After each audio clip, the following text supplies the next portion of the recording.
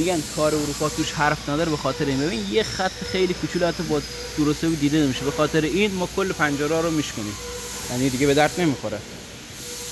به خاطر که شرکتش اسمش بد نشه، به خاطر هم یه خط خیلی کوچولو میره آشغالی و یکی جدید ساخته میشه. ببین همه اینا یه خطای خیلی کوچولویی دارن. مثلا این یه تیکه اینجاست، واسه یه خطای کوچولو باید بندازیم دور و جدید بسازیم.